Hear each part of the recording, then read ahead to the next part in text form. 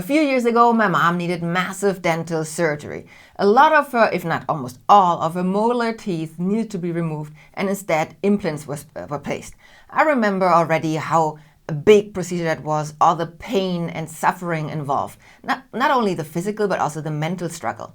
On top of that, such a procedure can easily cost 20,000, if not more, euros. My mom has public health insurance, and that procedure, meaning implants, is not covered by public health insurance. However, she also has additional private dental insurance, which in her case covered 70% of the cost. Wow, what a massive relief, right? So the topic of this video is whether you should get dental insurance, private dental insurance, or not. So we will cover topics like who should consider getting dental insurance, what does the public health insurance in Germany cover, why additional dental insurance is a good idea in Germany, what treatments does the private dental health insurance cover and what does not cover, a super important requirement or good to know that you should have so you don't lose your private dental insurance if you have one, and which are the best dental insurance providers that are international friendly. Hey, my name is Jen and I'm from Guatemala. And mine is Yvonne and I'm German. And together we're from simplegermany.com, where we create English content to empower internationals to settle into life in Germany more smoothly.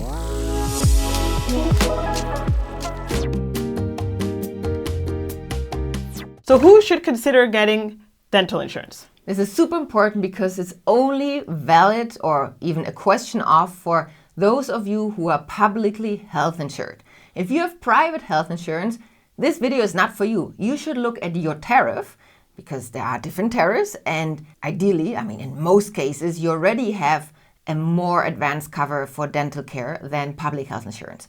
But what exactly is covered? Check your tariff. If you have public health insurance, keep on watching this video. Okay, that is interesting. I have public health insurance and I go to the dentist every year and it's covered. So why should I even get this? Or what does it include and what does it not include? Good question.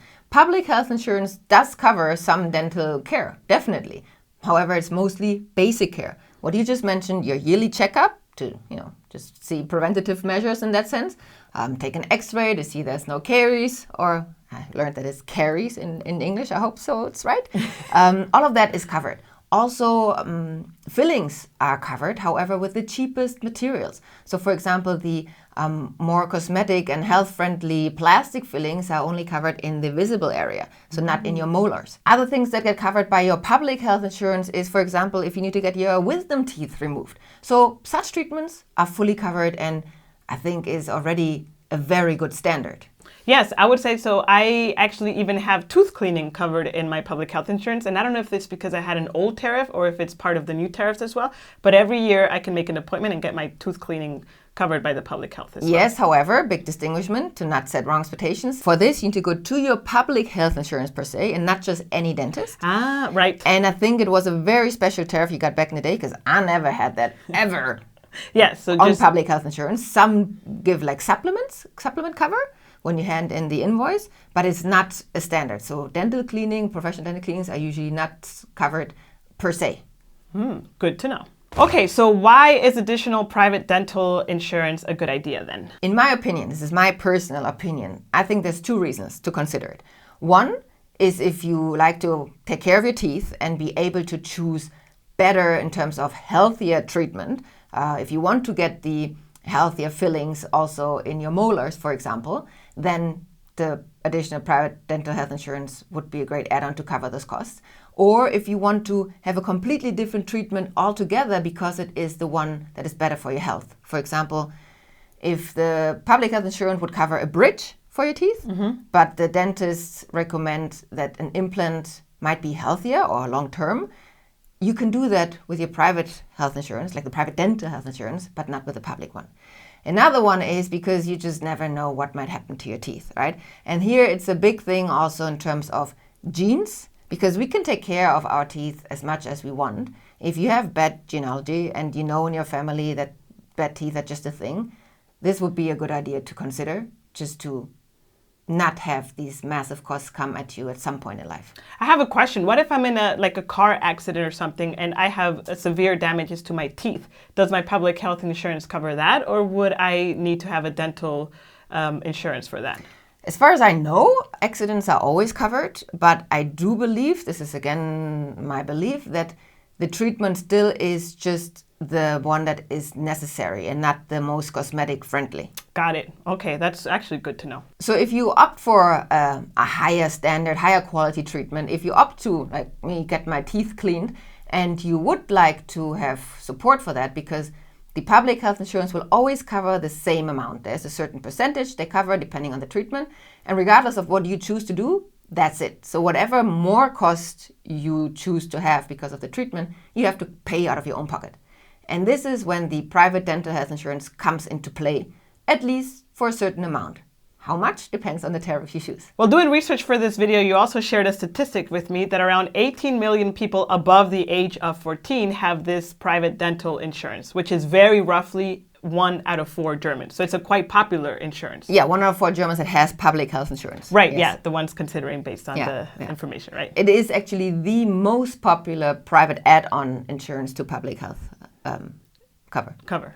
If you're finding the content of this video helpful to you, then please give us a like, and also consider subscribing to our channel if you want to know when we release a new video to help you navigate life in Germany. Okay, so I know insurances is a very popular topic in Germany, and I have learned that just because you have insurance doesn't mean it covers everything, right? So what does the dental health insurance or private dental insurance cover in Germany? As so often with private add-on insurance or private health insurance in general, there are different tariffs to choose from. So your cover, I cannot tell you this is covered, because it really depends on the tariff that you choose.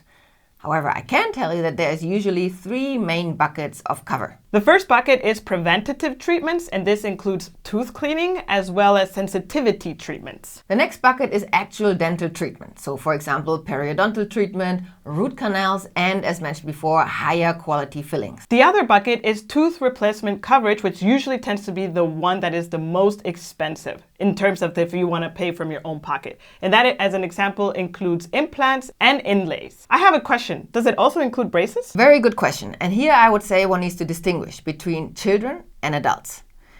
Because for children, so braces, for example, also don't fall under the care of a dentist. In Germany, there is a differentiation between dentist and Kieferorthopäde. Oh. So actually, a jaw orthopedic would be the literal translation. And for example, as a kid, I had my Kieferorthopäde, and then I had the dentist for the regular checking. Okay. 2 separate specialists. And for kids, as far as I know, double check with your insurance, please, public health insurance covers braces to a certain extent.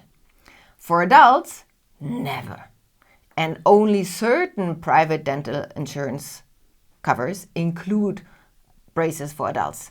And those are usually the highest tiers, the most expensive tiers. Okay. But just to make sure that you said it right, the public health insurance could cover for kids braces. Correct. If necessary, I could imagine. Yes. But for a private dental insurance, it depends on the tariff, and if so, would be one of the most expensive. To put the add-on for adults. Yeah. Yes. Okay, that's super interesting. And what does dental insurance in Germany not cover? It does not cover pre-existing conditions or conditions you are aware of, but treatment hasn't started yet. And I'd say this is actually normal for any private health insurance, because otherwise you would be tricking the insurance to cover something you're already aware of.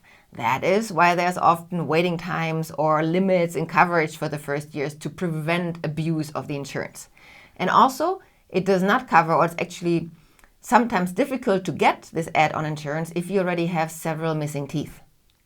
Interesting. Because that just shows, bad care or bad genetic conditions or something. Because sometimes it's not about the bad care, it's just that genetics are there, True. right? Yes. Okay, so meaning like if, for example, a doctor already told me I need a filling on a tooth, and then I want to go get private dental insurance, that's not going to be covered because the problem has already been found and I didn't take action, and now I'm wanting kind of like this insurance to cover it. Yeah. Which makes sense. Yeah, again, if we go into the nature of insurance, you're insuring something for in case it happens in the future that it is covered. If it never happens, you're just having insurance for the in case of, right? So to emphasize on what I just mentioned, waiting period and a limit to the cover in the first years, here is how it usually works. Some insurers have a waiting time. For example, you can only make a claim after 3 or 6 months after buying the policy. The 3 insurers we're going to name afterwards do not have waiting time, so that's also a big win. However, all of them, and as far as my research shows, I think every single dental private insurance has a so-called dental claim scale. So there is like a little staircase that you need to walk over the first 2 to 4 years. That's the most common. Meaning, for example, in the first 4 years, the maximum of total 6,000 euros in treatment would be covered, for example. And then after 4 years, there is an unlimited cover according to your tariff, right? But there's no longer like this level, the ceiling that you can reach, again, to prevent abuse. Going back to the question you asked earlier, what if I have an accident? Accidents never have any waiting period. They never have any limit in cover. Also with private dental insurance, also with the high quality treatments, if you get in a car accident and really need complete tooth replacement, that is outside of the scope of limitations. Yeah, that is super cool. So it's Good covered. Yeah. At the beginning of the video, I mentioned this important requirement that dental health insurance people need to follow so they don't lose it. And what is that? Yeah. Suppose you have private dental insurance as an add-on and you are with your dentist and she discovers there is a treatment that you need. Before any treatment should start, you need to ask the dentist for a so-called Heil- und Kostenplan. It pretty much is a cost estimate from the dentist for the planned or necessary treatment. This is a legal requirement as a publicly insured, like health insured person in Germany. And the dentist needs to provide this free of charge. And with these documents, they usually consist of 2 parts, you need to hand them into your public health insurance first, because they will still cover the regular base cover. And for that, they need to approve the plan. They need to agree that this is a necessary treatment. Once you've got that, then you need to hand the papers into your private dental health insurance and get their approval that they will cover the rest of the costs according to the tariff that you've selected. And once you've got that, then you can go back to your dentist and actually start with the treatment. If you skip this step, if you do not get this Heil- und Kostenplan, hand it into your insurances, and go for the treatment straight away, they will not cover the treatment. Wow. So it's actually a lot of paperwork to get the treatment started, which kind of makes sense because you need to cover all your bases and inform all your insurances that you're going to start spending money. And because dental care just is so cost intense. And this, of course, only for bigger treatments. It's not for your tooth cleaning. Please, no, you don't need to do that. But for any major treatment, also your dentist knows when they have to do it and when not.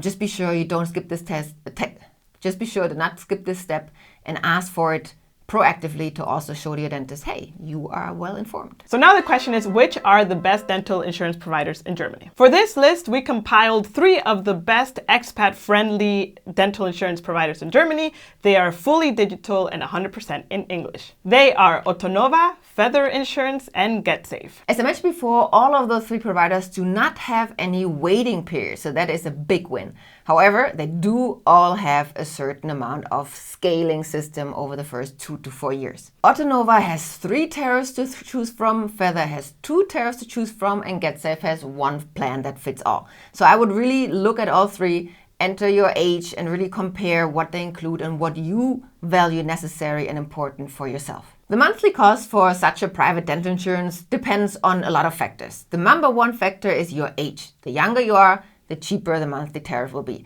But also your dental health and, of course, the type of cover that you choose, whether you want 70% or 100% covered of the additional cost, that all has an impact. You can estimate a price between 9 to 40 euros. You see the range is quite big. Again, those 3 factors play a role per month to get this add-on cover. You can find the link to all the insurance providers that we mentioned in the description box below. These are affiliate links, and if you use them, we get a small commission at no extra cost to you. By you using these links, you're actively supporting Simple Germany and the mission that we have to empower internationals like you to settle into life in Germany more smoothly. Until next time, cheers! It's okay, just relax. You're talking to a friend. Wakala, what are you doing? My mouth felt very dry. Oh, wow. I wonder how that sounds on the audio. I'm sorry. I apologize. So at the beginning of the video, I mentioned that there's this important good to know or requirement that people need to comply with. At the beginning of the video, so the next question is, which are the best dental insurance providers in Germany? Just say these other 3 and okay, why don't you use the word expat? See, okay. Okay, cálmate. Don't justify. Va. Also, the cover that you choose. You got stuck to. Yeah.